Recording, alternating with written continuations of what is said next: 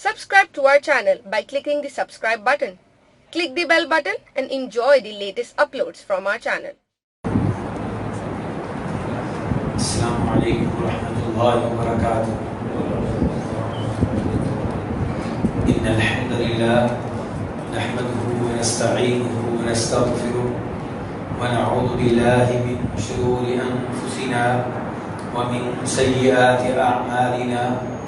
من يهده الله فلا مضل له ومن يضلل فلا هادي له وأشهد أن لا إله إلا الله وحده لا شريك له وأشهد أن محمدا عبده ورسوله يا أيها الذين آمنوا اتقوا الله حق تقاته ولا تموتن إلا وأنتم مسلمون يا أيها الناس اتقوا ربكم الذي خلقكم من نفس واحدة وخلق منها زوجها وبث منهما رجالا كثيرا ونساء واتقوا الله الذي تساءلون به والأرحام إن الله كان عليكم رقيبا يا أيها الذين آمنوا اتقوا الله وقولوا قولا سديدا يصلح لكم أعمالكم ويغفر لكم ذنوبكم ومن يطع الله ورسوله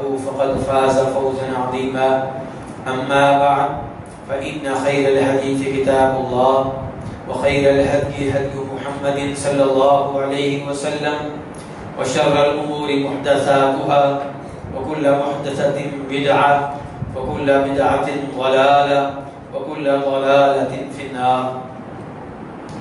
ہر قسم کی حمد و ثنا اس اللہ رب العزت کے لیے جس نے کئی طریقوں سے ہماری مغفرت کے اسباب رکھے ہیں. جیسا کہ ڈاکٹر صاحب بیان کر رہے تھے اسی لحاظ سے میں کہہ رہا ہوں کہ اللہ رب العزت نے بہت سے طریقوں سے ہمیں اپنے آپ سے بخشش مانگنے کے اسباب مہیا فرمائے ہیں. اور کثرت سے درود و سلام و امام الانبیاء جناب محمد رسول اللہ صلی اللہ علیہ وسلم کی ذات اقدس پہ جنہوں نے یہ اسباب، یہ طریقے، یہ اسالیب بیان فرمائے جن کے ذریعے ہمیں رہنمائی ملی، ہدایت ملی. حج اور عمرے کا طریقہ میں تو سادہ طریقے سے بیان کیا کرتا ہوں، لیکن یہاں پاکستان میں ماشاءاللہ جدید دور ہے تو اس لیے پروجیکٹر کے ذریعے بیان کیا جاتا ہے اور آپ بھی یقیناً اس میں زیادہ دلچسپی رکھیں گے. اس لیے میں اب اس کا پابند رہوں گا، اس کے مطابق ساتھ ساتھ جو کہنا ہوگا انشاءاللہ کہوں گا. میں اپنی ترتیب کو ترک کر دیتا ہوں اور میں اس ترتیب کے مطابق انشاءاللہ چلوں گا.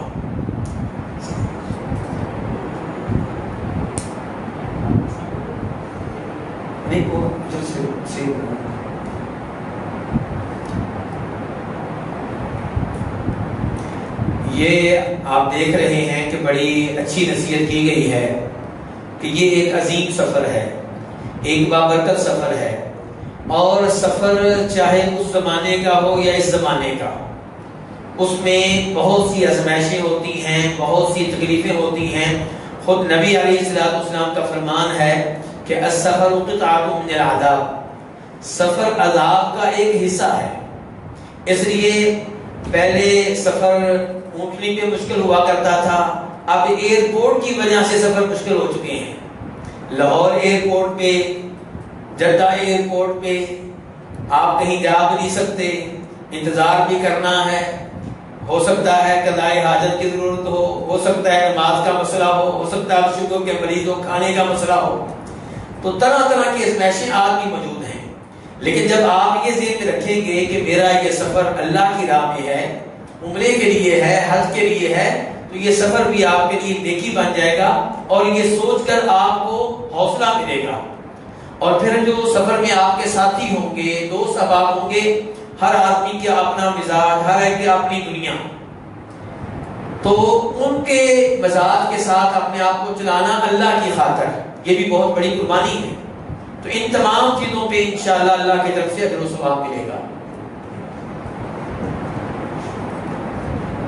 یہ بڑی اچھی بات ہے، بڑی اچھی توجہ دلائی گئی ہے کہ آپ جب جاتے ہیں مکہ میں بھی مدینہ میں بھی تو ایک جگہ آئے گی جہاں لکھا ہوگا کہ یہاں سے آگے وہ لوگ نہیں جا سکتے جو مسلمان نہیں ہیں، اور آپ جا سکتے ہیں۔ تو یہ کوئی معمولی بات نہیں ہے، آپ ان عظیم لوگوں کا حصہ ہیں جن کو مکہ مدینہ میں داخل ہونے کی اجازت ہے اور جن میں کوئی پابندی نہیں ہے۔ اللہ کرے کل یہی اجازت جنت میں جانے کی اجازت بن جائے۔ تو بہرحال یہ بھی یہ شعور، یہ احساس بہت اچھا احساس ہے کہ آپ ان عظیم لوگوں میں شامل ہیں ایمان کی وجہ سے، اسلام کی وجہ سے، جو مکہ میں داخل ہو رہے ہوں گے، جو مدینہ میں داخل ہو رہے ہوں گے۔ جی حج کی تیاری اور چند ضروری باتیں۔ قرآن مجید میں اللہ تعالی نے ارشاد فرمایا ہے کہ وَتَزَوَّدُوا فَإِنَّ خَيْرَ الزَّادِ التَّقْوَىٰ وَاتَّقُونِ يَا أُولِي الْأَلْبَابِ کہ حج کے سفر میں اپنا ذات راہ ساتھ رکھو، اور تقویٰ بہترین ذات راہ ہے۔ یہ تقویٰ ہی ہے کہ اپنی ضروریات میں انسان خود کفیل ہو اور کسی سے مانگنا نہ پڑے۔ اس لیے سوچ سمجھ کر اپنی تیاری کرنی ہے، مادی، روحانی اور جسمانی بھی۔ رک جائیں جی۔ یہ آیت کیوں نازل ہوئی تھی؟ یمن کے لوگ حج کے لیے آتے تھے تو خالی جیب آتے تھے، اللہ کے گھر جا رہے ہیں وہاں سب کچھ ملے گا، پھر وہاں پہنچ کے لوگوں سے مانگتے تھے۔ تو اللہ تعالیٰ نے یہ حکم نازل فرمایا کہ وَتَزَوَّدُوا اپنا خرچہ اپنے ساتھ لے کر جاؤ، کسی سے مانگنا نہیں ہے۔ مانگنا تقویٰ کے خلاف ہے، اور معذرت کے ساتھ کہہ رہا ہوں، پاک و ہند میں کافی سارے ایسے لوگ ہیں، سب نہیں لیکن کافی سارے ایسے لوگ ہیں جو مانگنے کو جرم ہی نہیں سمجھتے۔ یعنی کہ مجھے تو ان لوگوں پہ پہلے نمبر پہ تعجب ہوتا ہے جو عمرہ کرنے کے لیے لوگوں سے سوال کر رہے ہوتے ہیں کہ میں عمرہ کرنا، آپ میری مدد کریں۔ کیوں بھائی؟ مانگنا عمرے کے لیے تو جائز نہیں، عمرہ کوئی مجبوری نہیں ہے، حج کوئی مجبوری نہیں ہے۔ تو عمرے کی خاطر لوگوں سے سوال کرنا یہ جرم ہے، یہ درست نہیں ہے، مانگنے سے ہماری شریعت نے روکا ہے۔ اور ایسے ہی اب آپ جا رہے ہیں تو اب وہاں پہ کسی سے کوئی سوال ہم نے نہیں کرنا، اور آپ میں ایسے لوگ موجود بھی نہیں ہیں، لیکن میں یہ احساس آپ کے ذہنوں میں مزید داخل کرنا چاہتا ہوں تاکہ آپ دوسرے لوگوں کو بھی سمجھا سکیں۔ کسی کے بوجھ بننا یہ مناسب نہیں ہے۔ ہاں کوئی خوشی سے آپ کو کھانا کھلائے، اس کی دعوت قبول کریں، کوئی اور آپ کا حج کا ساتھی آپ کو گفٹ دینا چاہے، آپ گفٹ قبول کریں، لیکن آپ مانگیں نہیں، یہ درست نہیں ہے۔ اور دوسرے نمبر پہ ہم صرف گفٹ لینے والے کیوں بنے؟ ہم ان میں سے بھی بن سکتے ہیں کہ ابھی سے پیسے جمع کریں کہ جو میرے ہوٹل کے ساتھی ہوں گے، میرے گروپ کے ساتھی ہوں گے، میں وہاں ان کی دعوت کروں گا، میں مدینہ میں ان کو کھانا کھلاؤں گا، میں ان کو مکہ میں کھانا کھلاؤں گا۔ یہ اعلیٰ سوچ بھی تو ہو سکتی ہے نا، تو یہ سوچ ہونی چاہیے۔ بہرحال مانگنے سے بچنا ہے، یہاں بھی وہاں بھی۔ اور آپ دیکھیں گے مدینہ میں بھی مکہ میں بھی ہمارے پاکستان کی عورتیں بچہ اٹھا کر لوگوں سے مانگ رہی ہوں گی، اور یہ وہ ہے پیشہ باتیں تو ہم ہر سال دیکھتے ہیں وہاں پر، اور اتنی شرمندگی ہوتی ہے کہ بس مت پوچھیں۔ اللہ تعالیٰ ہماری ساری قوم کو ہدایت دے۔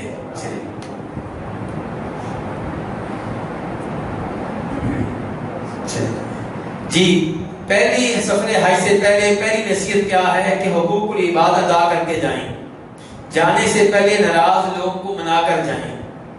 ہاں جی، اگر کسی کے پلاٹ پہ قبضہ کیا ہوا ہے اور خود کیا کہاں جا رہے ہیں جی؟ حج کرنے، ماشاءاللہ۔ نہیں میرے بھائی، کسی کا پلاٹ جو ہے وہ آپ ہضم نہ کریں کہ اس کو واپس کر کے جائیں۔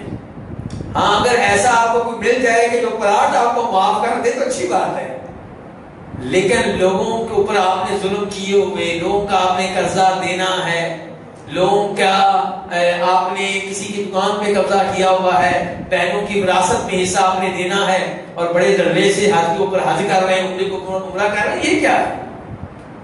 حقوق العباد کی اہمیت بہت زیادہ ہے۔ تو یہ بڑی اہم نصیحت ہے۔ جن کی آپ نے کمی بیزتی کی تھی کسی مجلس میں، تو یہ بھی ان کا حق ہے، ان سے معافی مانگیں، ان سے کہیں یا مجھے معاف کر دیں، یا اسی مجلس میں، اسی مسجد میں، اسی بازار میں آپ لوگوں کے سامنے میری بیزتی کر سکتے ہیں۔ یہ دنیا میں بےزتی کروا لینا آخرت کی بےزتی سے بہتر ہے. تو بہرحال یہ اپنے لوگوں سے معافی نامہ لے کر جائیں. لوگوں کی امانتیں جو آپ کے پاس ہیں ان کو لٹا کر جائیں، اس کی بڑی اہمیت ہے. بالکل صحیح ہے. اگر کسی نے آپ کے پاس کوئی امانت رکھی تھی یہ آپ واپس کر کے جائیں، الا یہ کہ وہ آپ کو کہے کہ نہیں آپ رہنے دیں، جب واپس آئیں گے میں لے لوں گا، کوئی مسئلہ نہیں ہے، تو یہ الگ معاملہ ہے. حج اور عمرے کا طریقہ شریف اور اچھی طرح سیکھ کر جائیں اور دعائیں خوب یاد کر لیں. ماشاءاللہ آپ نے ٹائم نکالا، تشریف لائے، اور انشاءاللہ یہی سے آپ کو درست ثواب ملنا شروع ہو جائے گا. لیکن ایک پروگرام میں شریک ہو جانا کافی نہیں ہے. ایک پروگرام اس کے لیے کافی ہے جس نے پہلے حج کیا ہوا ہے. جو پہلی بار حج کر رہا ہے اس کے لیے ایک پروگرام کافی نہیں ہے. 2-3 پروگراموں میں شریک ہوں اور حج عمرے کی کتاب خریدیں، صفا مروہ کی دعائیں یاد کریں. ورنہ آپ ویسے ہی چکر لگاتے رہیں گے تو یہ تو ایسے ہی ہے جیسے مسجد میں آ کے آپ نماز کے لیے کھڑے ہو جائیں اور کوئی دعا نہ پڑھیں. امام صاحب رکوع میں گئے، آپ بھی رکوع میں، امام صاحب کھڑے ہو گئے، آپ بھی کھڑے، لوگ دعائیں مانگ رہے ہیں اور آپ خاموشی سے ساتھ جا رہے ہیں. نہیں، یہ دعائیں یاد کریں.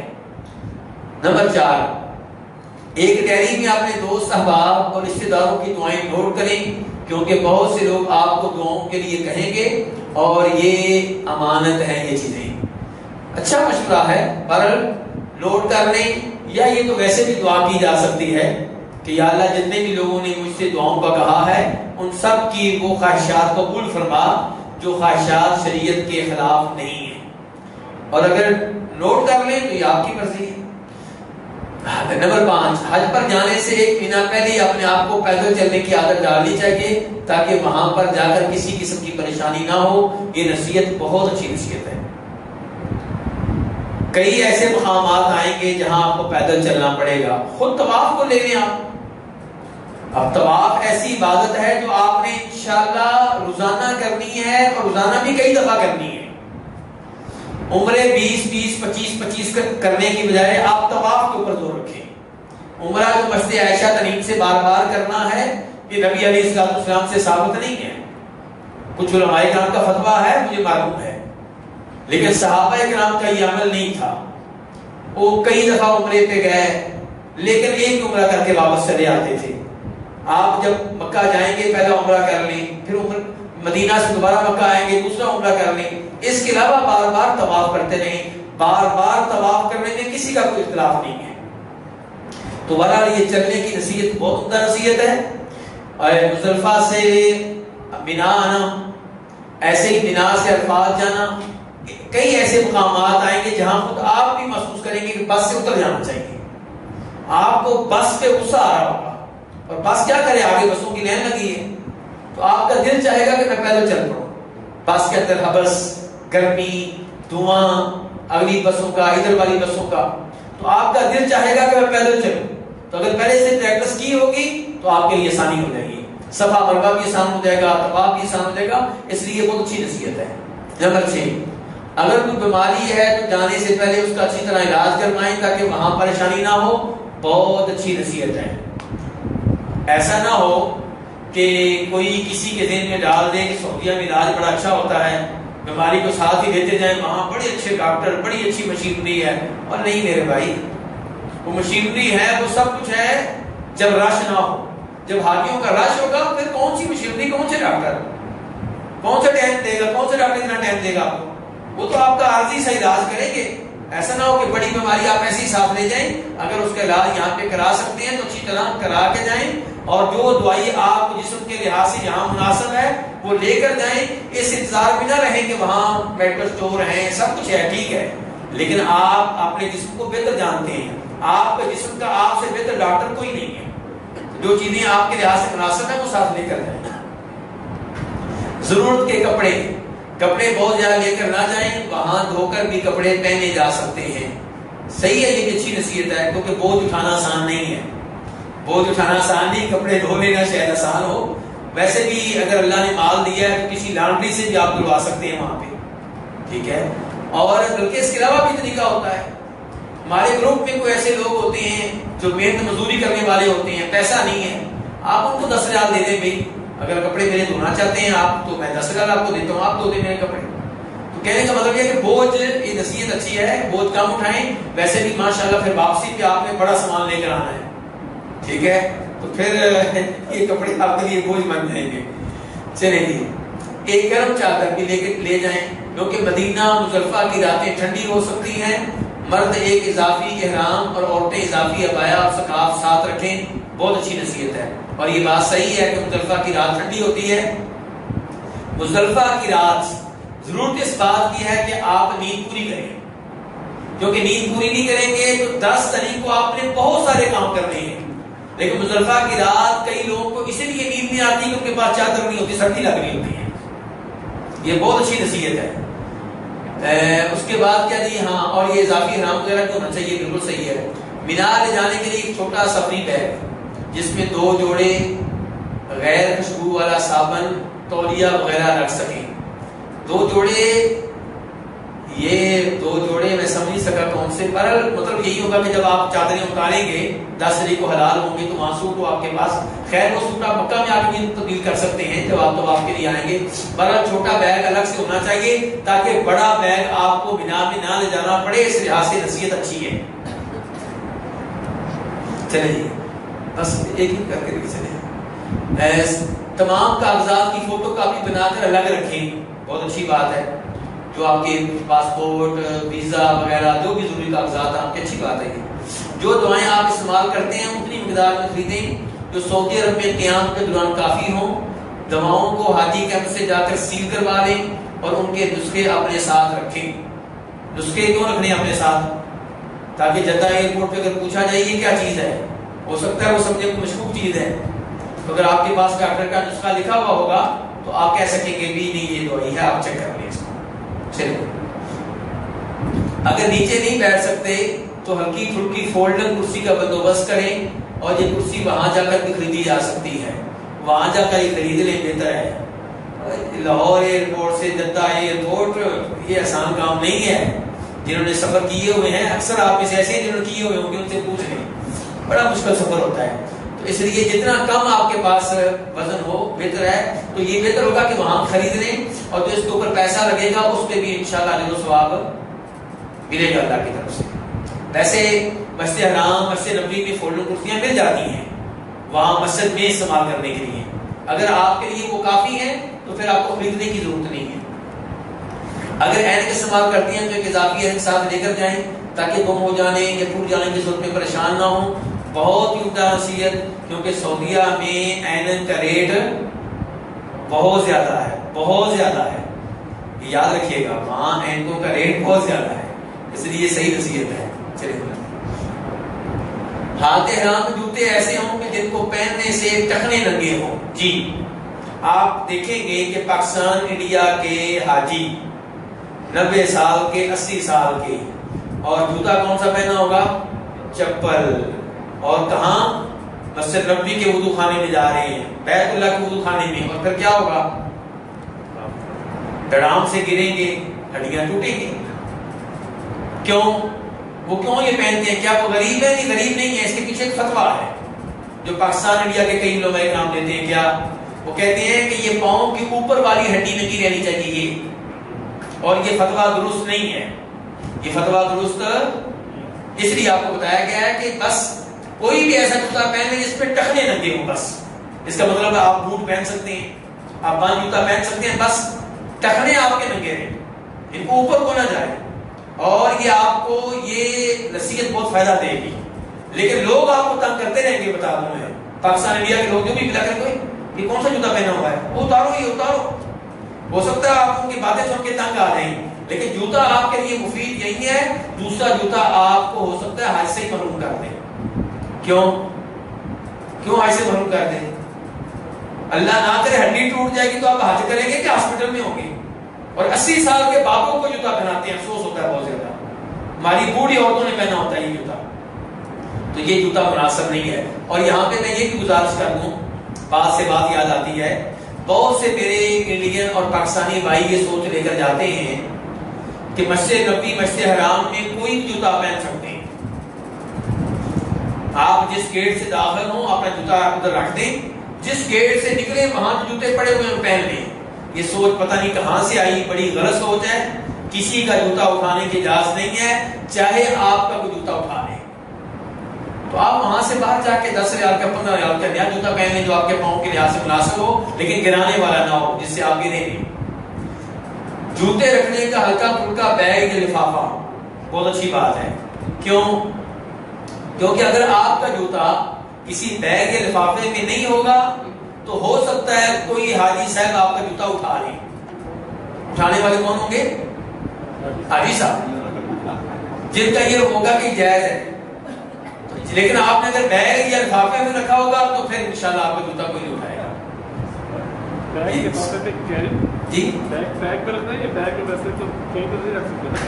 نہیں، آپ پہن لیں، آپ کی مرضی، ورنہ جہاں جوتے رکھتے ہیں وہاں پہ وہی بیگ اس کے اندر جوتا وہ رکھ دیں، پھر کوئی نہیں اٹھائے گا۔ آپ کی مرضی، ویسے کوئی مسئلہ نہیں۔ اگر آپ اپنے ساتھ رکھنا چاہتے ہیں کوئی مسئلہ نہیں۔ تو نہیں ہے رکھنے جا رہے ہیں، نماز پڑھ رہے ہیں، جوتا پیچھے ہے، کوئی مسئلہ نہیں ہے، شریعت کے لحاظ سے مسئلہ نہیں ہے۔ آج کل کے جو لوگوں کے خیالات ہیں ان کے لحاظ سے مسئلہ ہے، شریعت کے لحاظ سے مسئلہ نہیں۔ شریعت تو یہ کہتی ہے کہ آپ جوتے میں بھی نماز، کون سے جوتے میں؟ نیا کے پرانا؟ پرانے میں صحابہ کرام کے جوتے روز نہیں ہوتے تھے، ٹھیک ہے۔ شریعت کے لحاظ سے پوچھیں گے تو آپ اپنے جوتے میں نماز بھی پڑھ سکتے ہیں، طواف بھی کر سکتے ہیں، لیکن اگر پاکستان انڈیا کے لحاظ سے بات ہوگی تو پھر یہ سب چیزیں ممنوع ہیں۔ پاکستان انڈیا کے لوگ تو وہ عربیوں کی ایسی تیسی کر دیتے ہیں، اوئے یہ کیا کیا ہوا ہے، یہ کیا کیا ہوا ہے۔ ہو سکتا ہے اس بیچارے کے پاؤں میں درد ہو، اور ہوتا ہے بہت سے لوگوں کو، آپ کو پتا ہے ایڑیوں کا درد ہوتا ہے، تو انہوں نے جوتا پہنا ہوتا ہے تاکہ طواف میں آسانی ہو جائے، صفا مروا میں آسانی، جوتا بھی پاک ہوتا ہے۔ لیکن پاکستانی انڈین لوگ معاف کرنے والے نہیں ہیں، یہ کہتے ہیں ادب و احترام میں ہم سے آگے کوئی نہیں کر سکتا، ہم قرآن پڑھیں نہ پڑھیں لیکن ادب کریں گے اس کا۔ اچھا، آگے دھوپ کا چشمہ، تو یہ ٹھیک ہے کیونکہ آپ نے دھوپ میں چلنا ہے، تو اگر رکھنا چاہتے ہیں آپ کے لیے مناسب ہے تو ٹھیک ہے۔ ہاں جی، کینچی، نیل کٹر وغیرہ، چونکہ آپ کا سفر 30 دن کا ہے، 35 دن کا ہے، 40 دن کا ہے، تو اس لیے آپ کو ضرورت پڑے گی ان چیزوں کی، تو یہ چیزیں آپ کے پاس ہوں تو ٹھیک ہے، ورنہ نیل کٹر تو خیر وہاں بھی بڑے بہترین مل جاتے ہیں 2 ریال کا، ٹھیک ہے۔ تو کینچی البتہ آپ لینا چاہیں تو لے گے، لیکن کینچی، اور کینچی کس مان میں رکھیں گے آپ ایئرپورٹ پہ جاتے ہوئے؟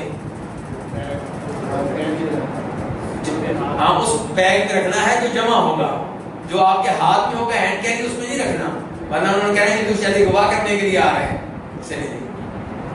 کینچی، سوئی دھاگا یا تیز دھار، اچھا اوپر ہے کیا ہے، اچھا اچھی طرح سے چیک کر لیں کہ آپ کی دستی سامان میں کوئی ایسی چیز نہ ہو جس کو لے جانے کی اجازت نہیں، مثلا کوئی مائع جیسے شیمپو، تیل وغیرہ، یہ چیزیں کبھی گزرنے دیتے ہیں کبھی نہیں گزرنے دیتے۔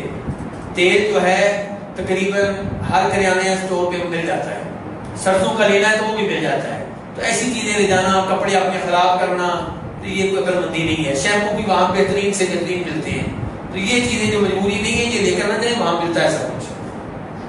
اچھا جی، کینچی، سوئی دھاگا یا تیز دھار کی کوئی اور چیز، اس کو سوٹ کیس میں رکھیں، ٹھیک ہے، یہ اچھا مشورہ ہے، اس میں کوئی حرج نہیں ہے۔ اپنے سامان پر اپنا نام، پاکستان کا پتہ وغیرہ صاف طور پر درج کریں، بہت اچھی نصیحت ہے، کیونکہ ایئرپورٹ پہ سامان آگے پیچھے ہو جاتا ہے۔ سوٹ کیس کے تمام خانوں اور جیبوں پر تالا لگائیں، چاہے وہ خالی ہی کیوں نہ ہوں، تاکہ آپ کے سامان میں کوئی دوسرا شخص کوئی غلط چیز نہ رکھ سکے۔ بہت اچھی نصیحت ہے، بہت اچھی نصیحت ہے۔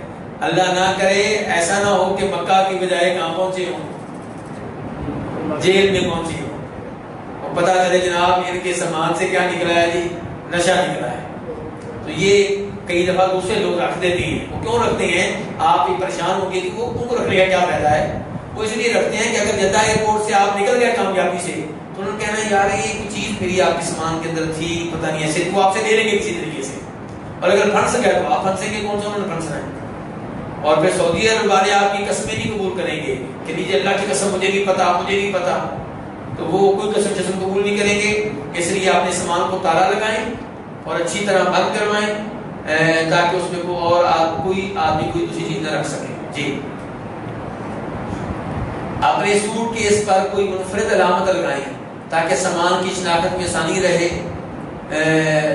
اس میں یہ ہے کہ آپ کو ٹوکن ملے گا ایئرپورٹ پہ، ٹوکن ملے گا ہر سامان کا، اس میں نمبر لکھا ہوتا ہے، تو وہ نمبر آپ ملائیں جدہ ایئرپورٹ پہ جا کے، جو سامان آپ کا ملا ہے دیکھیں کیا وہی نمبر ہے، تو اس سے انشاءاللہ آپ کو آسانی ہو جائے گی۔ ایئرپورٹ پر کسی کا سامان اٹھانے کی حامی ہرگز نہ کریں، بعض دفعہ یہ نیکی مہنگی پڑ جاتی ہے۔ جی ہاں، جو آپ کا واقف نہیں ہے، آپ کو جاننے والا نہیں ہے، اس کا سامان تو کسی شکل میں بھی نہ دیں۔ اپنی جان بچانی واجب ہے، کیوں ایسے ہی ہے نا جی؟ ایسا نہ ہو کہ کسی کے ساتھ نیکی کرتے کرتے اپنی جان چلی جائے۔ تو یہ بہت اچھی نصیحت ہے، کسی کا سامان لیتے ہوئے 1000 بار سوچیں۔ رقم یقین کی اشیاء 80 سامان میں ہی اپنے ساتھ رکھیں، جی اچھی بات ہے۔ صرف راستہ میں استعمال ہونے والی دوائیاں آپ کے ساتھ ہوں، باقی دوائیاں سیل کروا کر سوٹ کیس میں رکھیں۔ صحیح بات ہے کہ کچھ دوائی جو آپ نے راستے میں استعمال کرنی ہے وہ آپ اپنے ہینڈ کیری میں رکھ لیں۔ جی اب کیونکہ آپ لوگ سفر میں ہیں، اسی نماز کے وقت قصر نماز پڑھیں گے۔ اگر مسجد میں نماز پڑھیں تو پوری پڑھیں گے کیونکہ امام مقیم ہوگا۔ تو فجر کی کتنی رکھتے ہیں جی؟ 2 سنت 2 فرض، ظہر کی بھی 2 فرض، عصر کے 2 فرض، مغرب کے 3 فرض، اور عشاء 2 فرض اور 3 وتر یا 1 وتر۔ اس کے علاوہ وقت ہو تو نوافل پڑھے جا سکتے ہیں، مزید وقت مل جائے تو کہتے ہیں کہ آپ نوافل پڑھ سکتے ہیں۔ لیکن جب آپ مسافر ہیں تب آپ سنتے ہیں صرف فجر کی پڑھیں گے، باقی سنتے ہیں آپ نہیں پڑھیں گے۔ نبی علیہ السلام کی سنت یہ ہے کہ سفر میں سنتے نہ پڑھی جائیں۔ آپ کی سنت کیا ہے کہ سفر میں سنتے نہ پڑھی جائیں سوائے فجر کی 2 سنتوں کے اور سوائے وتر نماز کے۔ سفر کب تک رہے گا؟ 40 دن کا سفر ہے یا سفر آپ کا مسئلہ یہ ہے میرے بھائی کہ آپ نے پہلے جانا ہے مثال کے طور پہ مکہ، 8 دن رہیں گے تو آپ مسافر ہیں۔ پھر آپ مدینہ میں آئیں گے 8 دن، پھر مسافر ہیں۔ اب آپ مکہ آئیں گے کتنے دن رہ گئے آپ کے باقی؟ 20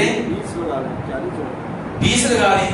اگر 20 لگا لیں تو پھر آپ پوری نماز پڑھیں۔ اگر 19 ہوں 18 ہوں تو انشاءاللہ آپ مسافر ہیں۔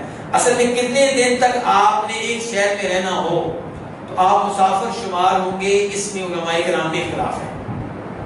کچھ علماء کرام کہتے ہیں 3 اور کچھ کہتے ہیں 4، کچھ کہتے ہیں 8، کچھ کہتے ہیں 10، کچھ کہتے ہیں 12، کچھ کہتے ہیں 15، کچھ کہتے ہیں 19، اور کچھ کہتے ہیں کوئی مدت نہیں ہے، جب تک آپ کسی شہر میں مسافر ٹھہرے ہوئے ہیں آپ مسافر ہی ہیں۔ میری اگر ناقص رائے ماننا چاہتے ہوں تو میں 19 دن کا قائل ہوں، اور اس مسئلے میں میں سختی نہیں کرتا۔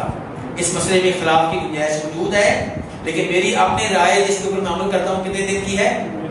19 دن کی، اور اس کی دلیل وہ حدیث ہے جسے امام بخاری روایت کرتے ہیں جناب عبداللہ ابن عباس رضی اللہ عنہ سے کہ ہم نبی علیہ السلام کے ساتھ مکہ میں رہے، کتنے دن رہے؟ 19 دن، اور 19 دن ہی ہم نمازیں قصر کرتے رہے۔ یہ تو تھی حدیث۔ اس کے بعد کیا کہتے ہیں عبداللہ ابن عباس کی اہم بات ہے۔ عبداللہ ابن عباس کہتے ہیں اس واقعے کے بعد، کون سا واقعہ؟ یہ مکہ میں 19 دن تک رہے اور قصر کرتے رہے۔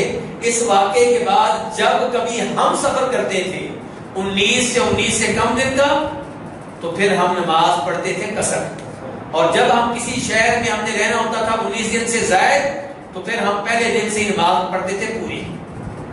اس کا مطلب ہے کہ صحابہ کرام کی جماعت نے اس حدیث کو قصر کی مدت کے طور پہ لیا ہے، تو اس لیے میرا دل تو اس حدیث کے اوپر کافی مطمئن ہوتا ہے۔ لیکن یہ یاد رکھیں مدت کیسے شمار ہوگی؟ مکہ مدینہ کو ملانا نہیں آپس میں، کہ یہ حاجی صاحب بڑے سادہ ہوتے ہیں ملا لیتے ہیں، نہیں۔ آپ مکہ میں گئے وہ الگ مدت، مدینہ میں آئے الگ مدت، اب مکہ میں گئے پھر نئے سرے سے۔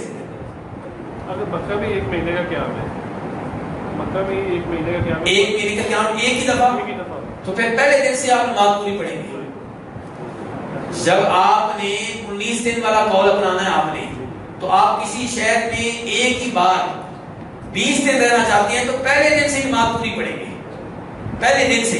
اور جب آپ نے 18 دن رہنا ہے تو پہلے دن سے نماز قصر کریں گے، لیکن امام کے پیچھے نماز پوری پڑھیں گے، سنتے نہیں پڑھیں گے سوائے فجر کی سنتوں کے۔ جہاں بھی جا رہے ہیں ٹھیک ہے جی، لیکن اگر آپ میں سے کسی نے قول اپنایا ہوا ہے 3 دن کا، آپ میں سے کئی ایسے ہوں گے جنہوں نے قول اپنایا ہوا ہوگا کون سا؟ 3 دن کا۔ اصل میں اس مسئلے میں سختی میں اس لیے نہیں کرتا کہ شریعت کی طرف سے باقاعدہ کوئی مدت مقرر نہیں کی گئی، اس لیے یہاں پہ کوئی سختی نہیں ہے۔ اگر آپ 3 دن کے اوپر مطمئن ہیں اور آپ کو پتا ہے کہ آپ نے مدینہ میں 8 دن رہنا ہے تو پہلے دن سے نماز پوری پڑھیں گے آپ، کیونکہ 3 دن سے آپ نے زیادہ دن رہنا ہے۔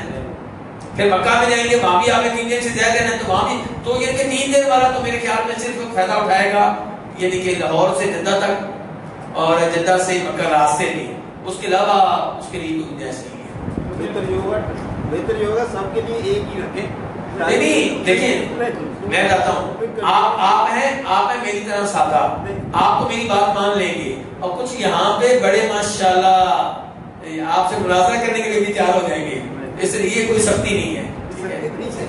ایک ہی سب کو گائیڈ کریں تاکہ وہ کنفیوژن نہ چلے نا بعد میں۔ جی جی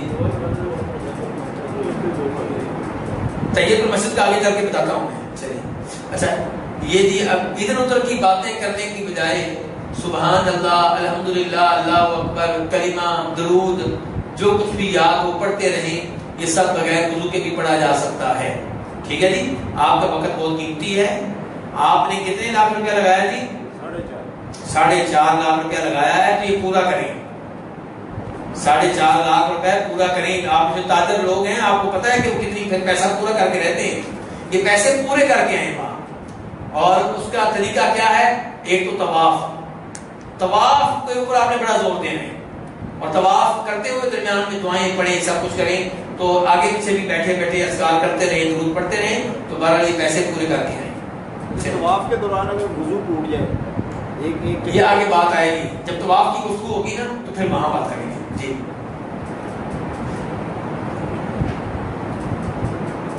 یہ بھی بات شروع کی، اچھا صرف نماز پڑھنے اور طواف کرنے کے لیے وضو ضروری ہے۔ صحیح بات یہ ہے کہ صرف نماز پڑھنے کے لیے وضو ضروری ہے، طواف کے لیے اگرچہ علماء کرام وضو بتاتے ہیں، لیکن طواف میں وضو کے واجب ہونے کی دلیل کوئی نہیں ہے۔ اکثریت آپ کو یہی بتائے گی کہ طواف کے لیے وضو ضروری ہے، ہم کہتے ہیں افضل ہے ضروری، بولیے ذرا افضل ہے ضروری، اور یہ اس بات کی اہمیت آپ کو تب سمجھائے گی جب آپ کی فلائٹ واپسی ہوگی 12-13 تاریخ کو، حج سے اگلے دن، اور جو رش ہوگا طواف میں، پھر اگر 4-5 چکروں کے بعد وضو ٹوٹ گیا پھر تو آپ مجھے دیں گے دعائیں، ٹھیک ہے۔ اور اگر آپ کا ہوا طواف عام دنوں میں، پھر آپ نے کہنا یہ مولوی صاحب اتنی پتہ نہیں نرمی کیوں کر رہے ہیں؟ بھئی جب اللہ کے رسول نے یہاں پہ وضو کی شرط نہیں لگائی، ہم لگانے والے کون ہوتے ہیں؟ لیکن وضو کر کے آپ نے طواف کیا تھا، وہ ہم کہہ رہے ہیں وضو کر کے طواف کرنا چاہیے، لیکن نماز کے بارے میں اللہ کے رسول کہتے ہیں کہ وضو کے بغیر نماز نہیں ہے، طواف میں آپ نے ایسی کوئی بات نہیں کہی۔ حج کی اقسام کون کون سی جی؟ پڑھیں ذرا خود آپ، حج افراد، حج قران، حج تمتع۔ حج افراد، مفرد افراد کس کو کہتے ہیں؟ ایک کو، ٹھیک ہے۔ حج افراد کا مطلب ہے کہ وہ حج، یہ آگے تعریف آئے گی کہ میں کروں؟ اب میں کروں گا۔ حج افراد کا مطلب یہ ہے کہ وہ حج جس میں صرف حج ہوگا، عمرہ ساتھ نہیں ہوگا۔ اور ہاں یہ دیکھیں، یہ حج عموماً مقامی لوگ ہی کرتے ہیں۔ اس حج کی نیت اس طرح کی جائے گی، لبیک حجن، میں حج کے لیے حاضر ہوں۔ یہ آپ کو فی الحال لینے دے سکتی، پیچھے لے کر آئیں، پیچھے چلیے۔ تو پہلا ہو گیا حج افراد، اور آپ میں سے حج افراد کرنے والا کوئی بھی نہیں ہوگا، نہ ہی کرنا چاہیے، کیونکہ اس سے افضل چیز موجود ہے۔ دوسرے نمبر پہ حج قران، جس میں عمرہ اور حج دونوں مل جاتے ہیں آپس میں، ایک ہی سفر میں آپ عمرہ بھی کریں گے، حج بھی کریں گے، درمیان میں حلال نکاح سے کٹھی دونوں کی نیت کریں گے، کٹھی آپ کہیں گے، اور پھر تلبیہ پڑھیں گے، اللہ عمرے اور حج کے لیے حاضر ہوں، ایک یعنی دونوں کا نام ایک ساتھ لے لیا آپ نے۔ اور نبی علیہ السلام نے کون سا کیا تھا؟ حج قران۔ تیسرا ہے حج تمتع۔ تمتع کا لفظی معنی ہوتا ہے فائدہ اٹھانا۔ کیا کرنا؟ فائدہ اٹھانا، یعنی کہ آپ ایک سفر میں عمرہ بھی کر رہے ہیں، حج بھی کر رہے ہیں، اور درمیان میں حلال بھی ہو رہے ہیں۔ اب کئی لوگوں کی فلائٹ بھی چند دنوں تک ہوگی، اب حج میں تو پورا مہینہ پڑا ہوگا، حج قران والا پورا مہینہ احرام میں رہے گا، اور حج تمتع والا کیا کرے گا؟ وہ جاتے ہی عمرہ کرے گا، طواف کرے گا، صفا مروہ کی صحیح کرے گا، بال کٹوا دے گا، احرام کی چادریں کھول دے گا، ایک مہینہ وہ حلال ہے۔ اس ایک مہینے میں وہ کوئی نیا نکاح کرنا چاہے تو نیا نکاح بھی کر سکتا ہے، یہ بڑی اہم بات بتا رہا ہوں، اس کی اہمیت آپ کو سمجھ نہیں آئے گی، ان کو سمجھائے گی جو انڈیا سے آتے ہیں فون کر کے کہ تم پاکستان سے آ جانا، ہم انڈیا سے آئیں گے، وہاں بیٹے بیٹی کی شادی کر دیں گے۔ اس کی سمجھ ان کو آئے گی جو انگلینڈ سے آتے ہیں، جنوبی افریقہ سے آتے ہیں، آپ کے رشتے دار، وہ کہتے ہیں مکہ میں ہم نکاح کر لیں گے۔ یہ میرے فالتو بات نہیں کی، کسی وجہ سے کی ہے۔ اور انہی دنوں میں آپ کی بیگم آپ کے لیے حلال ہوگی، اور اس کی اہمیت ان کو سمجھائے گی جن کے پاس اولاد نہیں ہے، اولاد کو ترس رہے ہیں، ٹھیک ہے؟ تو آپ تو کہتے ہیں کہ یار وہاں کیا ضرورت ہے ان چیزوں کی، آپ نے تو جملہ بول دینا آپ کا کیا ہے، لیکن ہم نے صحیح مسئلہ بتانا ہے۔ آپ کو ضرورت نہیں ہے، کئی لوگوں کو ضرورت ہے، ٹھیک ہے؟ ان کے پاس اولاد نہیں، وہ ترس رہے ہیں کہ طواف میں اللہ سے دعائیں کریں گے اور اس کے بعد محنت کریں گے، شاید اللہ تعالیٰ سن لیں۔ تو بہرحال یہ حج تمتع میں عمرے کے بعد حج تک آپ حلال ہیں، کہنے کا مطلب یہ ہے۔ تو یہ ہے حج تمتع۔ ایک ابھی شیخ صاحب پیچھے رکھیے، کیا آگے آپ کا، ہاں یہ ایک تھا ادھر تھا کہتے ہیں پیچھے، یہ چلے، ہاں ٹھیک ٹھیک، وہ ہاں آپ پڑھیں جی، سب بتاتا ہوں۔ دیکھیں حج افراد یہ حج عموماً مقامی لوگ ہی کرتے ہیں۔ اس حج کی نیت کس طرح کی جائے گی؟ لبیک حجن، میں حج کے لیے حاضر ہوں۔ نیت جو اصل میں ہوتی ہے وہ دل میں ہوتی ہے۔ نماز کی نیت ہو، وضو کی ہو، نیت کہاں ہوتی ہے؟ دل میں۔ جیسے آپ نماز پڑھتے ہیں تو آپ کیا کہتے ہیں؟ اللہ اکبر کہتے ہیں، اللہ اکبر نیت ہے، یہ تکبیر تحریمہ ہے، نیت کہاں ہے؟ دل میں۔ ایسے حج میں ایک طرف آپ دل میں نیت کریں گے اور تکبیر کی جگہ پہ تلبیہ کہیں گے، لبیک حجن، اے اللہ میں حج کے لیے حاضر ہوں۔ حج کی بھی نیت صحیح بات یہ ہے کہ کہاں ہوتی ہے؟ دل میں۔ کچھ علماء کرام کہتے ہیں کہ شاید حج عمرے کی نیت آپ زبان سے کر سکتے ہیں، نہیں، صحیح بات یہ ہے کہ حج عمرے کی بھی نیت کہاں ہوتی ہے؟ دل میں ہوتی ہے۔ زبان سے کیا ہوتا ہے؟ تلبیہ۔ چلیں جی شیخ صاحب، حج قران یہ ایسا حج ہے جس میں قربانی ساتھ لانا ضروری ہوتی ہے۔ کہاں سے ساتھ لانا؟ پاکستان سے، میقات سے۔ اب میقات مثال کے طور پہ اگر آپ مدینہ جا رہے ہیں تو آپ کا میقات مدینہ ہوگا، تو مدینہ میں اگر آپ جانور خرید کے ساتھ مکہ لے جا رہے ہیں گاڑی میں رکھ کے، بس میں رکھ کے، تو یہ پھر حج قران کی صورت نکل آئے گی آگے چل کے۔ تو یہ ایسا حج ہے جس میں قربانی ساتھ لانا ضروری ہوتی ہے، اور عمرہ کرنے کے بعد احرام نہیں کھولا جاتا۔ حج کا وقت آنے تک حاجی احرام کی حالت میں رہتا ہے، عمرہ کر کے حلال نہیں ہوگا، اور پھر اسی احرام میں حج کرتا ہے۔ اس وقت عمرہ اور حج دونوں کی نیت ایک ساتھ کی جائے گی، لبیک عمرۃ و حجہ، میں عمرہ اور حج کے لیے حاضر ہوں۔ اچھا رکتے ہیں، آگے نہیں چلو۔ یہ حج قران، اس کے بارے میں کیا لکھا ہے کہ جس میں قربانی ساتھ لانا ضروری ہوتی ہے۔ صحیح بات یہ ہے کہ حج قران کی دو شکلیں ہیں۔ ایک یہ ہے کہ قربانی آپ ساتھ لے کر جائیں، جب قربانی آپ ساتھ لے کر جائیں گے تو پھر آپ حج تمتع نہیں کریں گے، صرف حج قران ہی بنے گا۔ لیکن اگر آپ مکہ سے بھی قربانی خرید لیتے ہیں اور میقات سے جا کر حج عمرے کی نیت کرتے ہیں، تب بھی حج قران ہی ہے۔ یہ عبارت تھوڑا سا یہاں مسئلہ ہے۔ اصل عبارت یہ ہے کہ اگر آپ قربانی ساتھ لے کر جاتے ہیں تو وہ حج تمتع نہیں بن سکے گا، حج قران ہی بنے گا۔ لیکن حج قران تب بھی بن سکتا ہے جب آپ قربانی لے کر نہ جائیں لیکن میقات سے نیت دونوں کی کر چکے ہیں، ٹھیک ہے؟ یہ ذہن میں رکھیے گا۔ اچھا جی آگے چلیں جی۔ اب حج تمتع، یہ وہ حج ہے جس میں حج کے مہینوں شوال، ذوالقعدہ، ذوالحجہ کے ابتدائی 8 دنوں سے پہلے تک میں عمرہ کرنے کے بعد احرام کھول دی جاتا ہے، پھر 8 ذی الحجہ کو دوبارہ حج کے لیے احرام باندھ کر حج کی نیت کرے گا۔ یہ سمجھے بات آپ لوگ؟ حج کے مہینے کون کون سے ہیں جی؟ ادھر دیکھیں ذرا، ادھر میں دیکھیں، پتہ چلے گا آپ کے ذہن میں باتیں اتر بھی رہی گی۔ اب ادھر میں دیکھیں ذرا، کون سی حج کے مہینے؟ شوال، ذی القعدہ اور ذی الحجہ کے ابتدائی 8 دن، 10 دن کہہ رہے ہیں آپ، ٹھیک ہے؟ تو ان دنوں میں آپ نے نیت کی عمرے کی، اور وہاں جا کے آپ نے عمرہ کیا، عمرہ کر کے احرام کھول دیا، گھر واپس نہیں آنا۔ ایک مثال، ایک آدمی کا گھر مدینہ میں ہے، وہ شوال میں عمرہ کر کے مدینہ واپس آ جاتا ہے، تو اس عمرے کا اب حج سے تعلق نہیں ہے، حج تمتع نہیں بنے گا۔ حج تمتع تب بنے گا جب عمرہ کر کے واپس ادھر اپنے گھر نہ آئے، ادھر مکہ مدینہ میں رہے۔ اگر جس کا گھر مدینہ میں ہے تو مدینہ میں بھی نہ آئے، پھر ادھر ہی رہے، یا پھر یہ عمرے کو نفل بنا لے، جب حج تمتع کرنا ہو پھر نیا عمرہ کر لے اس موقع پہ۔ چلیے آگے چلیں. حاجی کون سا حج افضل ہے؟ اگر حاجی گھر سے یا نکاح سے قربانی اپنے ساتھ نہ لے جا رہا ہو تو اس کے لیے حج تمتع افضل ہے، کیونکہ نبی اکرم صلی اللہ علیہ وسلم نے اس کی خواہش کی تھی. یہ بڑی اہم بات ہے، یاد رکھیں. یہ ذرا توجہ میں آپ کی چاہتا ہوں، ادھر ذرا 2 منٹ اس کو چھوڑ دیں. نبی اسلام نے کون سا حج کیا تھا؟ حج قران. اور ہم کس حج کو افضل کہہ رہے ہیں؟ تو یہاں پہ لوگ پریشان ہو جاتے ہیں کہ یہ کیا ہوگا. اور پاکستان انڈیا کے اکثر علماء کرام ویسے بھی جس حج کو افضل کہتے ہیں وہ کون سا حج ہے؟ حج قران. فتویٰ بھی پاکستان انڈیا میں یہی چل رہا ہے، لیکن یہ فتویٰ صحیح نہیں ہے.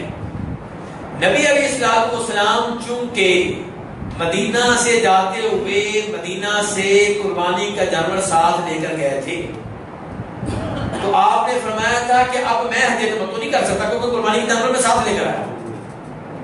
صحابہ کرام جو قربانی کے جانور ساتھ لے کر نہیں گئے تھے ان کو آپ بار بار کہہ رہے تھے کون سا حج کریں؟ حج تمتع کریں. صحابہ کرام کا دل نہیں مان رہا تھا حج تمتع کرنے کو. کیوں؟ ایک تو پرانے زمانے سے عادت چلی آ رہی تھی کہ حج کے مہینے میں عمرہ نہیں کیا کرتے. یہ جاہلیت کی سوچ ہے، کئی لوگوں میں اب بھی موجود ہے. کیا سوچ ہے کہ حج کے مہینوں میں عمرہ، تو حج تمتع میں تو عمرہ بھی ساتھ ہے. دوسرا، اللہ کے رسول خود حج قران کر رہے ہیں، صحابہ کرام کو چاہتا ہے کہ ہم وہ کریں جو اللہ کے رسول کر رہے ہیں. تیسرے نمبر پہ حج تمتع کا مطلب یہ ہوگا کہ عمرہ کرنے کے بعد آپ حلال ہو جائیں گے تو آپ اپنی بیگم کو استعمال کریں گے. ان کو یہ اچھا نہیں لگ رہا تھا، حج کے لیے آئی ہیں بیگم کو استعمال کریں. تو پھر نبی علیہ السلام کو یہ کہنا پڑا، سن لیں دھیان سے، آپ کو یہ کہنا پڑا، وضاحت کرنا پڑی کہ اگر مجھے وہ چیز پہلے معلوم ہو جاتی جو مجھے بعد میں معلوم ہوئی ہے تو میں قربانی کا جانور مدینہ سے ساتھ لے کر نہ آتا اور میں بھی حج تمتع کرتا. تو آپ بتائیے افضل کون سا ہوگا؟ تو افضل حج تمتع ہے، کیونکہ اللہ کے رسول نے صحابہ کرام کو ایک دفعہ نہیں کہا، بار بار کہا حج تمتع کرو، بار بار کہا. یعنی کہ صحابہ کرام مکہ پہنچ گئے، طواف کر لیا، صفا مروہ کی صحیح کر لی. اب وہ سوچ رہے تھے کہ ہم حج قران کر رہے ہیں، یہ طواف تو ہم نے کیا ہے، یہ نفلی طواف ہو گیا، اور جو صفا مروہ کی صحیح کی ہے وہ حج کی ہو گئی، اور ہم حالت احرام میں رہیں گے. اللہ تو کہتے ہیں نہیں، تم اب سر کے بال منڈواؤ، احرام کھول دو، اس کو عمرہ بنا لو اور پھر حج کرنا بعد میں، حج تمتع بن جائے گا. تو اللہ کے رسول نے اس کی بار بار ترغیب دی ہے، اس لیے آپ سب کون سا حج کریں گے انشاءاللہ. اور آسان بھی نہیں ہے آپ کے لیے، ورنہ 1 مہینہ حالت احرام میں رہنا آسان کام نہیں ہے. آسان بھی نہیں اور ثواب بھی کم، آسان بھی نہیں اور ثواب بھی کم. اچھا جی، اب دیکھیں نمبر 2، اگر حاجی گھر یا نکاح سے قربانی اپنے ساتھ لے جا رہا ہو تو اس کے لیے حج قران افضل ہے. جی ہاں، اگر آپ اپنے گھر سے یا نکاح سے قربانی ساتھ لے کر جا رہے ہیں پھر آپ کہہ سکتے ہیں کہ حج قران افضل ہے. لیکن کیسے لے کر جائیں گے؟ ہاں جی، بس میں اپنے بیٹھنے کی جگہ نہیں ملتی، اوپر سے بکرا ساتھ رکھ لیں اور آپ کو رکھنے دیں گے وہ. چلیں نمبر 3، مکہ والوں کے لیے حج افراد افضل ہے. چلیں لو جی، اب چونکہ فیصلہ ہو گیا کہ افضل حج حج تمتع ہے اور آپ نے کرنا کہ حج تمتع ہے، تو اب آپ کو جو طریقہ بتایا جائے گا وہ صرف حج تمتع کا ہوگا. چلیے، تو حج تمتع میں پہلے عمرہ ہوگا، آپ کو پتہ ہے. حاجی صرف عمرہ کی نیت ان الفاظ کے ساتھ کرے گا. میں نے کہا ہے صحیح بات یہ ہے کہ عمرے کی نیت کہاں ہوگی؟ دل میں آپ کو پتا ہونا چاہیے کہ میں عمرہ کرنے لگا ہوں، اور زبان سے تلبیہ کہے گا لبیک عمرۃ، کہ میں عمرے کے لیے حاضر ہوں. اچھا جی، آگے نیت کرنے کے بعد یہ بھی کہیں اللہم محلی حیث حبستنی، اے اللہ کہیں بھی کوئی رکاوٹ پیش آ گئی تو میں وہی احرام کی پابندیوں سے آزاد ہو جاؤں گا یا ہو جاؤں گی. آگے نہیں چلے، آگے نہیں چلے، شیخ صاحب نہ چلے، آگے چلے. کدھر گیا؟ پیچھے پیچھے. اور ہاں ٹھیک ٹھیک ٹھیک ہے، یہ تھا یہ تھا. صحیح. اب دیکھیں یہ الفاظ کیوں کہہ رہے ہیں نیچے والے اللہم محلی؟ اصل میں ہوتا یہ ہے کہ آپ عمرہ کرنے لگے ہیں اور آپ بیمار ہیں. آپ کیا ہیں؟ اور آپ کو خطرہ ہے کہ پتہ نہیں میں عمرہ مکمل کر سکوں گا کہ نہیں کر سکوں گا.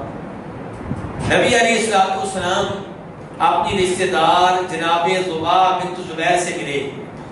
آپ نے ان سے پوچھا تم کیوں نہیں عمرہ کر لی, کیوں نہیں حج کر لی, ان میں سے کوئی ایک چیز پوچھی. تو انہوں نے کہا اللہ کا رسول میں بیمار ہوں. تو آپ نے فرمایا تو یہ درخواست کہہ لیں کیا کہ اللہ اگر کہیں بھی رکاوٹ پیش آ گئی تو میں وہیں احرام ہو جاؤں گا, احرام کی پابندیوں سے آزاد ہو جاؤں گا یا ہو جاؤں گی. تو اس کا فائدہ یہ ہوگا کہ اب آپ کے اوپر کوئی دم نہیں پڑے گا, جرمانہ نہیں پڑے گا, آپ حلال ہو سکتے ہیں. تو یہ الفاظ وہ کہے جس کو کوئی خطرہ ہو.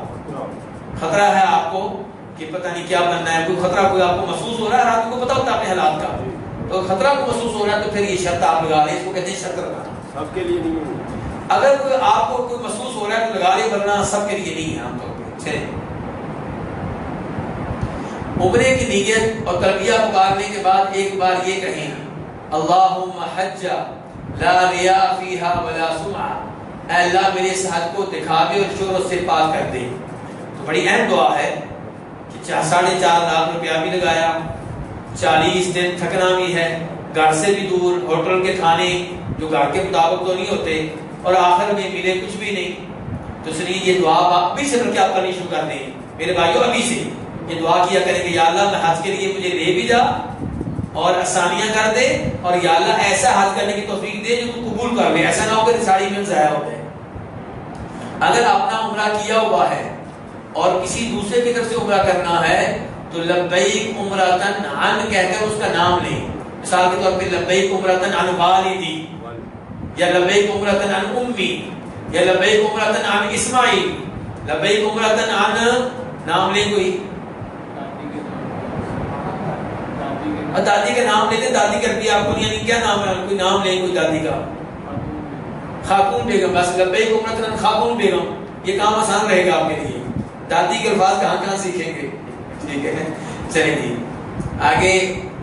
بچہ احرام پہنتے خود نیت کرے, اور اگر ایسا ممکن نہ ہو یعنی کہ بچہ چھوٹا ہے تو اس کا سرپرست اس کی طرف سے لبیک عمرتن لی کہہ کر بچے کا نام لے کر نیت کر لے. جی اگر آپ نے اپنا عمرہ کیا ہوا ہے تو فوج شدہ کی طرف سے عمرہ کر سکتے ہیں, لیکن ایک عمرہ ایک کی طرف سے ہوگا, 2 کی طرف سے نہیں ہوگا. جی چلیے, پہلا عمرہ تو جاتے ہی ہو جائے گا نا, اس کے بعد دوسرا پھر کرو. ٹھیک ہے. اگر پہلے زندگی میں عمرہ کیا ہوا ہے تو ٹھیک ہے, ابھی آپ پہلا عمرہ کسی اور کی طرف سے کر سکتے ہیں. جی لیکن جب آپ عمرہ کسی اور کی طرف سے کریں, حج اپنی طرف سے کریں, کیا حج مت تو بنے گا؟ بنے گا. مطلب یہ ہے کہ قربانی آپ نے دینی ہے. ٹھیک ہے, عمرے کا ثواب اس کو ہوگا, حج کا آپ کو ملے گا, لیکن قربانی آپ دیں گے کیونکہ ایک سفر میں آپ نے 2 کام کر لی ہیں. ٹھیک ہے, کہنے کا مطلب یہ کہ قربانی پڑے گی آپ کے اوپر, میں کہنا یہ چاہتا ہوں. میقات, میقات اس کو کہتے ہیں جہاں سے احرام باندھنا ضروری ہوتا ہے, اس کو کیا کہتے ہیں؟ میقات. چلیے شیخ صاحب,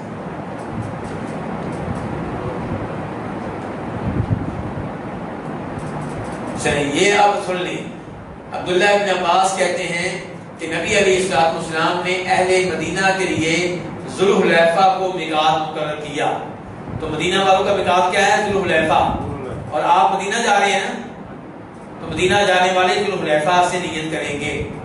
آپ نے وہ بتاتے ہیں, آگے سب باتیں آئیں گی آگے. والی اہل شام یا جوفہ, شام والے جوفہ سے, اور نجد والے, طائف والے, ریاض والے کرن المنازل سے, اور اہل یمن یلملم سے, اور پاکستان انڈیا کا بھی یلملم ہے. پاکستان انڈیا کا کون سا ہے؟ یعنی کہ اگر آپ مدینہ نہیں جاتے, ڈائریکٹ آپ جا رہے ہیں تو پھر آپ کا یلملم بن جائے گا. اگر مکے سے ہم دوبارہ عمرہ کرنے جاتے ہیں, آج سے پہلے ہم 3-4 عمرے کر سکتے ہیں. یہ سوال آگے کریں, میں کہتا ہوں ایک دفعہ یہ چلا, یہ سوال چھوٹا نہیں ہے نا, اس کا جواب بڑا لمبا ہے.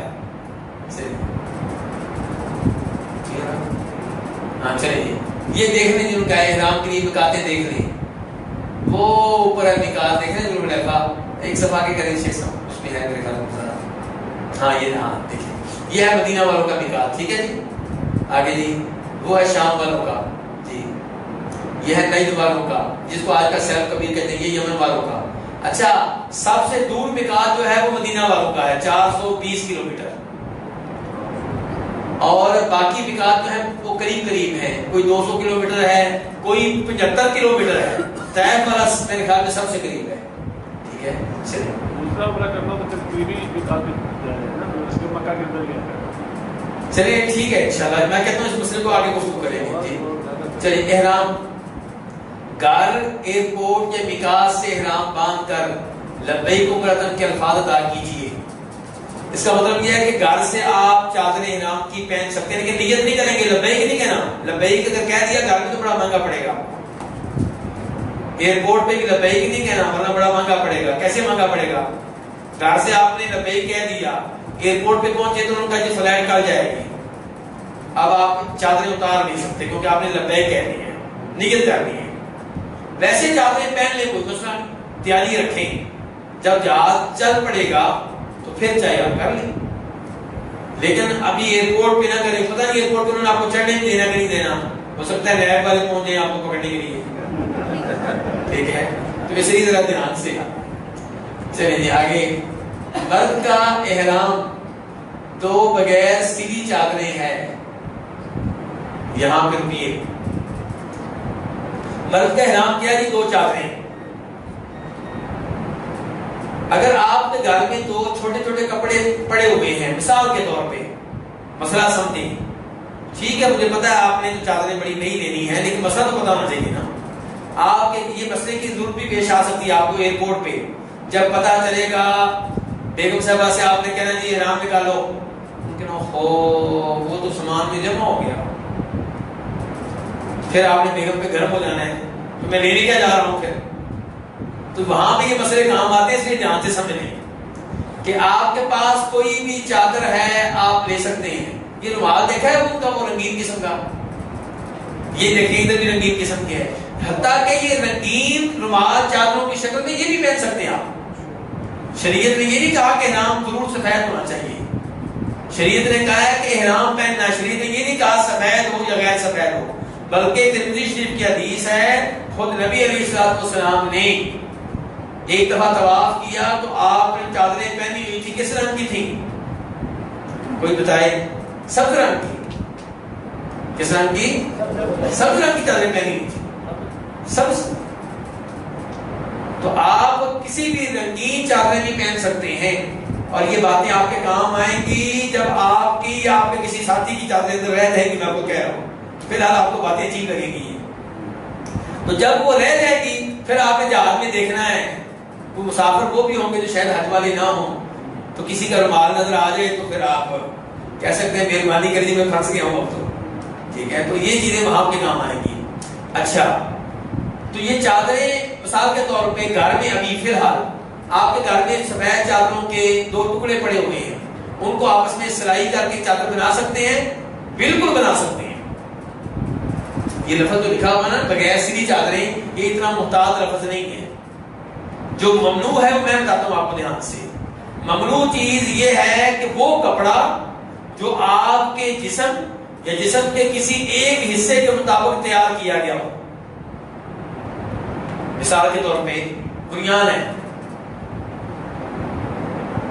ہو سکتا ہے ایسی بنیان آپ کو مل جائے جس میں سلائی نہ ہو, لیکن آپ کے پیٹ کے مطابق تیار کی گئی ہے نا, تو یہ آپ نہیں پہن سکتے.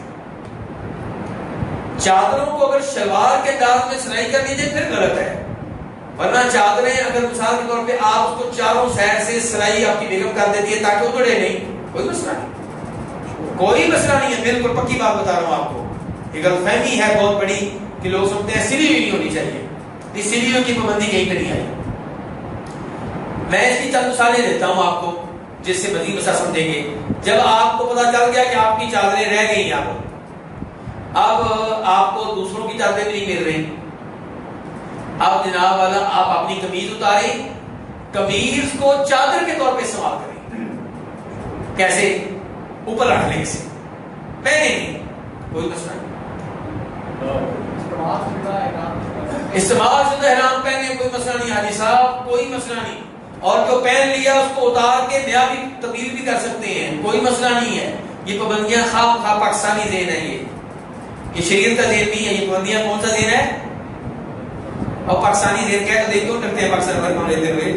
یہ ہمارا مخصوص ذہن ہے, اپنی طرف سے پابندیاں ایسے ہی خواہ.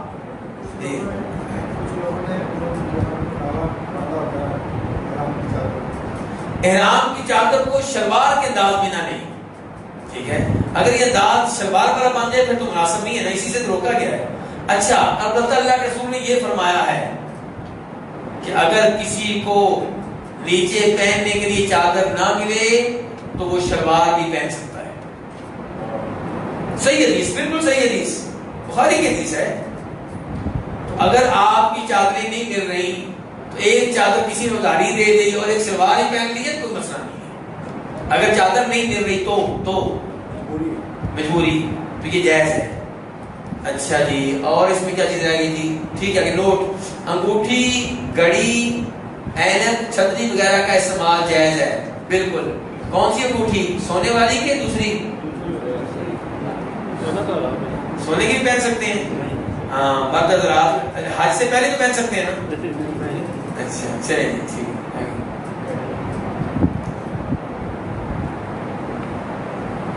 عورت کا احرام اس کا عام لباس ہے، بہت اچھی بات لکھی ہے یہ۔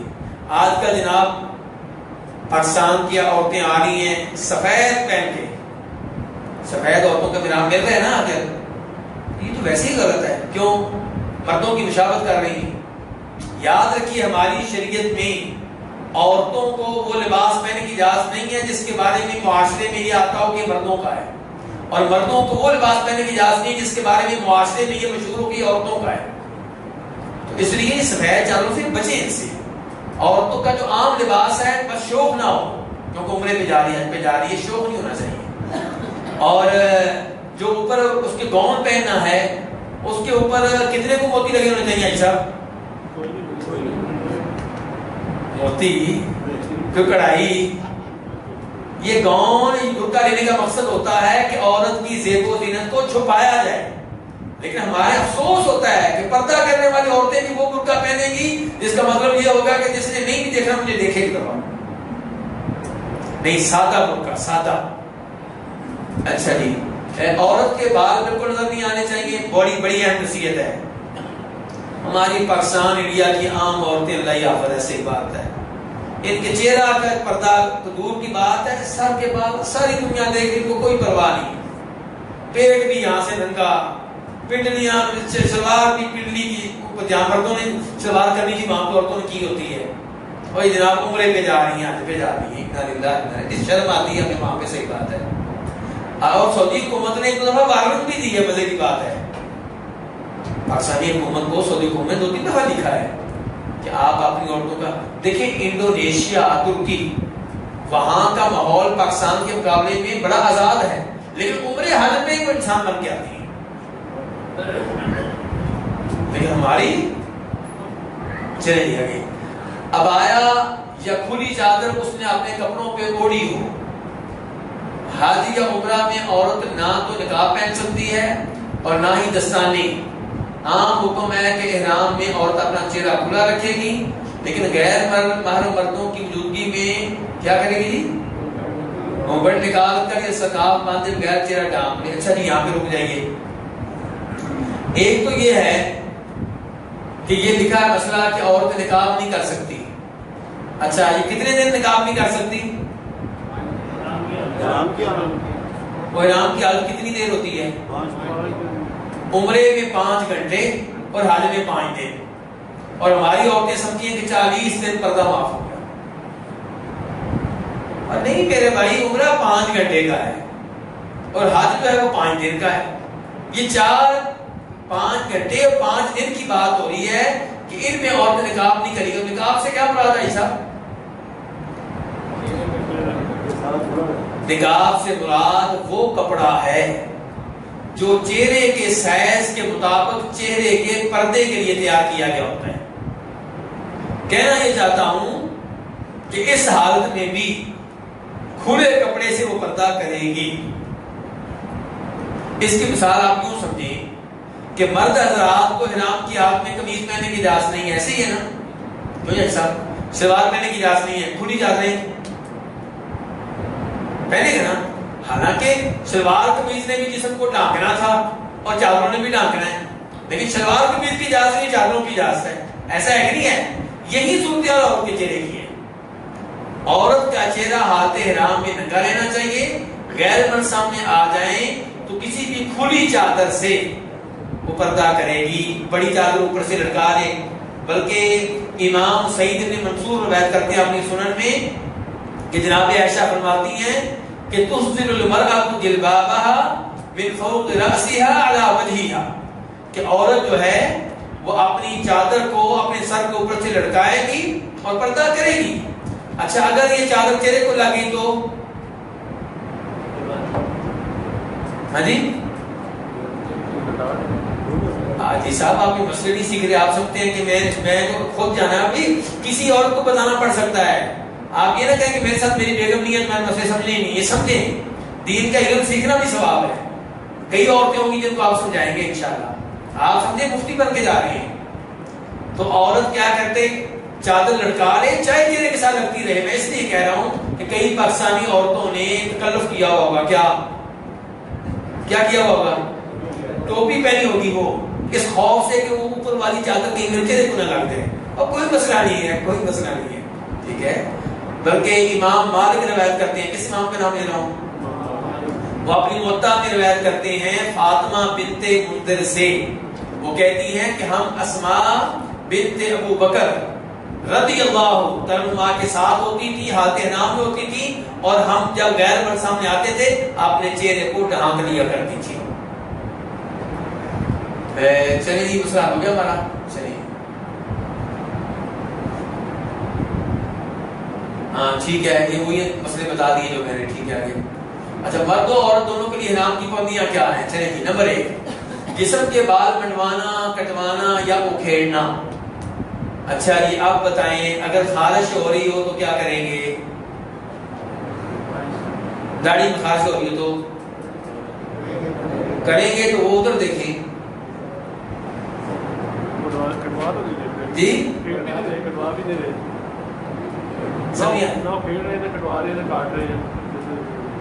ہاں. یہ بتانا چاہ رہا ہوں کہ خارش ہو رہی ہے تو آپ کریں. وضو کرتے ہوئے داڑھی پہ پانی ڈالیں گے، خلال کریں گے، بال گرتے ہیں، آپ کا ارادہ نہیں بال گرانے کا، کوئی مسئلہ نہیں ہے. اور آپ گرمی لگ رہی ہے غسل کرنا چاہ رہے ہیں کر لیں. پانی ڈالتے ہوئے بال گر جائے کوئی مسئلہ نہیں. آپ کا ارادہ بال گرانے کا نہیں، آپ کا ارادہ پانی ڈالنے کا، گر گیا کوئی مسئلہ نہیں. اور لوگوں نے آپ کو روکنا ہے اس لیے میں آپ کو ایک اہم بات بتا رہا ہوں، یہ نوٹ کیجئے گا. امام مالک روایت کرتے ہیں جناب عائشہ سے، وہ فرمایا کرتی تھی کہ اگر میرے ہاتھ باندھ دیے جائیں اور مجھے خارش ہو رہی ہو تو میں خارش کروں گی چاہے پاؤں سے کرنا پڑ جائے. ٹھیک ہے. تو یہ پابندیاں ویسے جان بوجھ کے بال نہیں گرائیں گے بالکل صحیح ہے، لیکن آپ بال نہیں گرانا چاہتے، آپ خارش کرنا چاہتے ہیں، گر گیا کوئی مسئلہ نہیں ہے. نمبر 2 بس شیخ اگر میں نکالیں نکاح کرنا یا کرانا، منگنی کرنا یا کرانا. جی ہاں جناب عثمان بن عفان کی حدیث ہے، نبی علیہ السلام نے فرمایا کہ حالت احرام میں نہ نکاح کریں گے یا نہ کرائیں گے اور نہ منگنی کریں گے نہ کرائیں گے، کوئی کام نہیں کرنا. اور آپ کو بتا چکا ہوں حالت احرام آپ کے کتنے دن ہوں گے؟ اور ساتھ پوچھے تو بعد میں نہیں بنتے. 8 تاریخ 9 تاریخ 10 تاریخ کی شام تک آپ نے حلال ہو چکے ہیں. 3 دن بنتے ہیں سارے. ٹھیک ہے. تو یہ 3 دنوں میں آپ یہ کام نہیں کریں گے. آگے پیچھے جتنے نکاح کروانے